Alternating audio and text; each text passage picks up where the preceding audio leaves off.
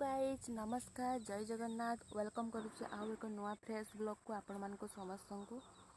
तो आज पागटी हूँ पूरा मेघुआ पाग माने एपटे साइड गोटे वर्षा हो तो आम एपटे पूरा पूरा ढांकी रखी आउ शीत भी पकाउची आउ पवन भी होना एमती पवन होमती कि बहुत शीत बढ़ जाऊँ बहुत शीत लगुच। तो बर्तमान मुझे आसी पहुँची आम बाड़ी देखिए आम बाड़ी को मुझे पहुँची आज हूँ पवित्र प्रथमाष्टमी जो मैंने तो बड़ पुओ बड़ झी थे से अष्टमी कर पढ़ुआष्टमी।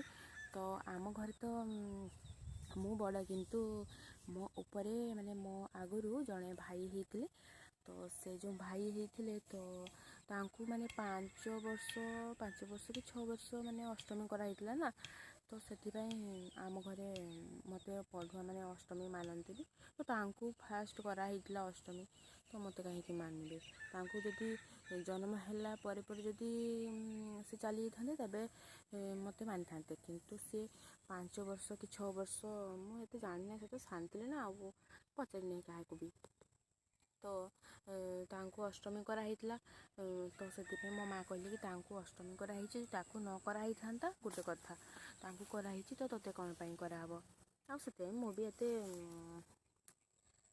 चाहिए जे अष्टमी कराओ कि न कराओ मुझे देखी से भाई को देखी तो से पर कहि आपण मानक ओके। तो चलतु एवं मुझे कौन कर देखी बर्तमान आसी मो जेजेबापा मो मिसिकी गछ लगेबू मो जेजेबापा काली सोमवार थिला तो सी मो जेजेबापा आनी बिलाती गछ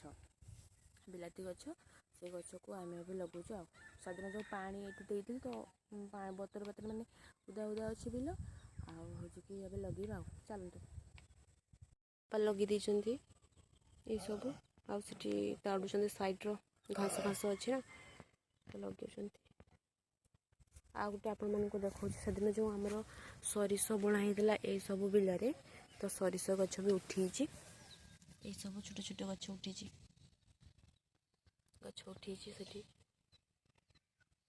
सरिष जिते बड़ हम गछ से पूरा जो सरिष फुल पूरा फुटी से मुझे देखी आपण मानक केते सुंदर व्यू आसो मु तो ये भिडियो करी आमर गेंडु फुल फुटी माने एतकी गछ मु लगी माने गछ मो माँ आनी देथिले गछ मो भाउजों घर तो आणिकी ये लगे देथिले ये हिडरे तो एतकी गछ ही एते फुल से दिन गुरुवार थिला से दिन तोलिक नहीं आहरी पुणी फुटी आज तो मंगलवार काली बुधवार यार गुरुवार आउ थे पूजा हम आजिकार पागटा देखी दिखाँ टे पूरा ढांकी रखी पूरा मेघ पाग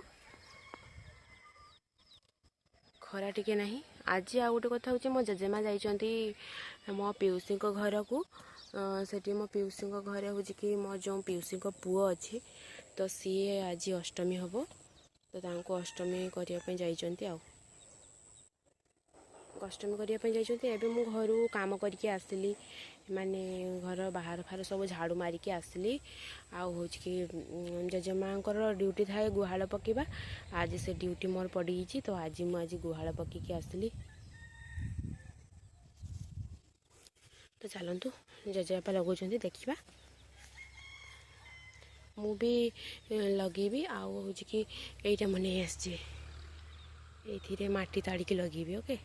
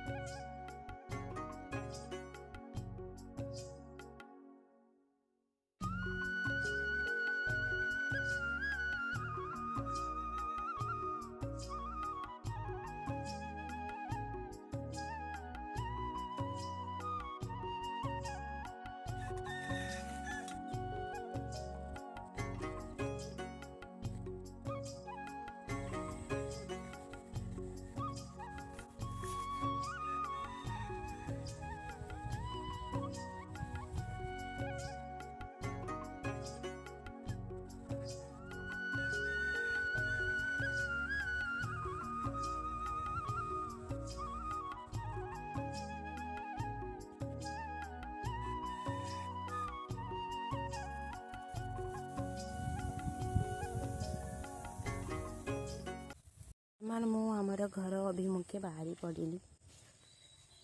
ଆଉ ଗୋଟେ ଫଳ ଦେଖାଉଛି ଆପଣମାନଙ୍କୁ। ଏଇ ଫଳ ଜାଣିଛନ୍ତି?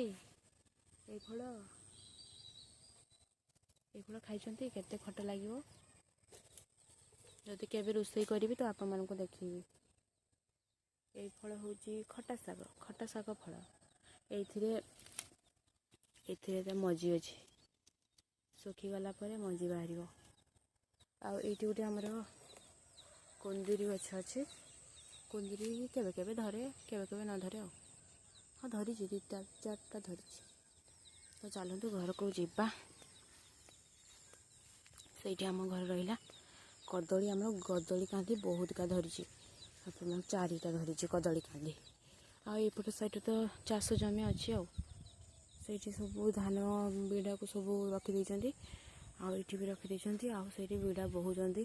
ପୁଣି ଯଦି ବର୍ଷାଟା ଆସିବ ନା, ସବୁ ଭିଜିଯିବ ବିଡ଼ା।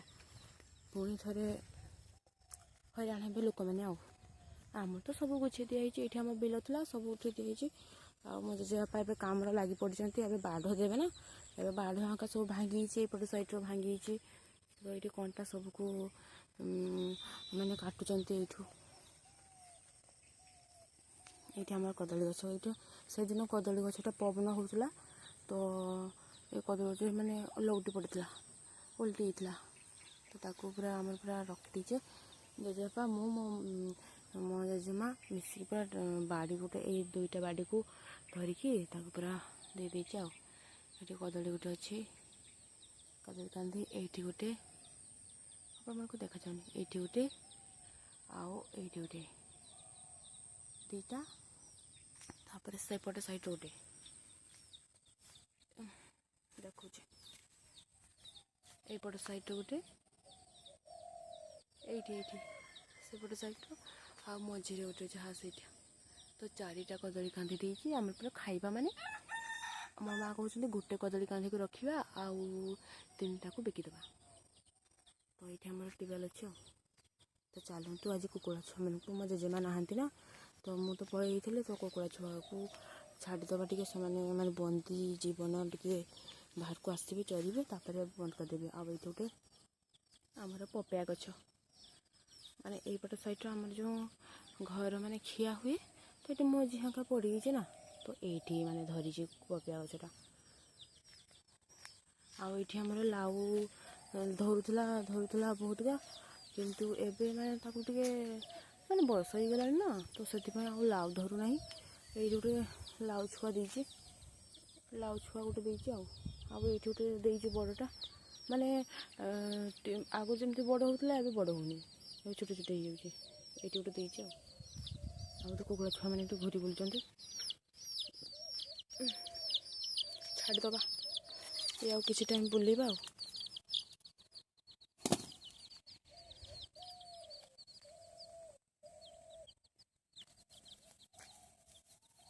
ଆମର କୋଳି, ଛୋଟ ଛୋଟ କୋଳି ଧରିଛି। ଏଇ କୋଳିକୁ ଆମେ କାଶୀ କୋଳି ବୋଲି କହୁ। ମାନେ ଏଇ କୋଳି ଖାଇଲେ କାଶୀ ହୁଏ ବୋଲି, ମାନେ କାଶ ହୁଏ ବୋଲି କୁହନ୍ତି। ଏଇ କୋଳିକୁ ଆମେ କାଶୀ କୋଳି ବୋଲି କହୁ।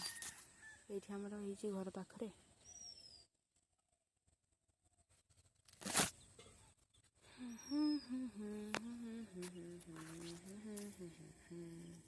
ଓଇ, ଏମାନେ ପଶିଯିବେ ଲଟା ଭିତରକୁ। ଲଟା ଭିତରେ ଢମାଣା ସାପ ଥିବ, ତ ଖାଇଦେବ। ଆଉ ହେଉଛି କି ଏଇଠି ଗୋଟେ ଆମର କିସ କୁହନ୍ତି ତାକୁ, ହଁ, ନେଉଳ। ସେ ନେଉଳ ବାହାରୁଛି ନା, ତ ଏମାନେ ତ ଛୋଟ ଛୋଟ ଅଛନ୍ତି, ତ ଏମାନଙ୍କୁ ଖାଇଦେବେ।